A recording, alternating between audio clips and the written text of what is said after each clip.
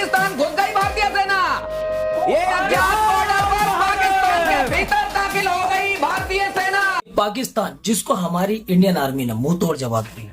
हमारे देश में पहलगाम में जो आतंकी हमला हुआ, आतंकी हमले की जो जवाबी कार्यवाही हमारी इंडियन आर्मी ने की है, उसकी जितनी तारीफ की जाए वो कम ही कम है। लेकिन दोस्तों, जहां पर हमारी इंडियन आर्मी ने अपने देश का नाम रोशन किया, तो वहीं हमारे देश की गोदी मीडिया ने इतनी ज्यादा गंद मचाई कि आज उसी पाकिस्तान में जहां पर एक खौफ का माहौल था, जहां पर उन पाकिस्तानियों को मुंह तोड़ जवाब दिया गया था, जहां पर वो लोग झुककर सलाम कर रहे थे कि हाँ, हिंदुस्तान अपने आप में कुछ है, इंडियन आर्मी वाकई कुछ है, तो वहीं पर गोदी मीडिया का गंदा नापाक चेहरा, जो कि सिर्फ टीआरपी बटोरने के लिए कुछ भी करने को तैयार रहता है, उसको मतलब नहीं है कि हमारी इस नालायकी वाली हरकत से हमारे देश की कितनी ज्यादा वैल्यू डाउन होगी। जी न्यूज की एक खबर देखिए, बहुत ही ज्यादा चर्चित चेहरा, इस चर्चित चेहरे के कारनामे देखिए।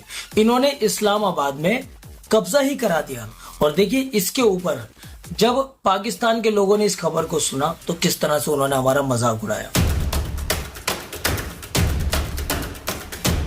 ये देखें, ये जी न्यूज़ लाइव देख रहे हैं हम, और यहाँ पे बताया ये जा रहा है कि जी इस्लामाबाद पे भारत ने अटैक कर दिया है, और हम बैठे हैं इस्लामाबाद के मरकज़ में चाय पी रहे हैं। तो टाइम्स नाव नव भारत पर सुशांत सिन्हा की न्यूज़ एंकरिंग में यह फेक न्यूज़ सुनिए कि पाकिस्तान के अंदर भारतीय सेना घुस गई है।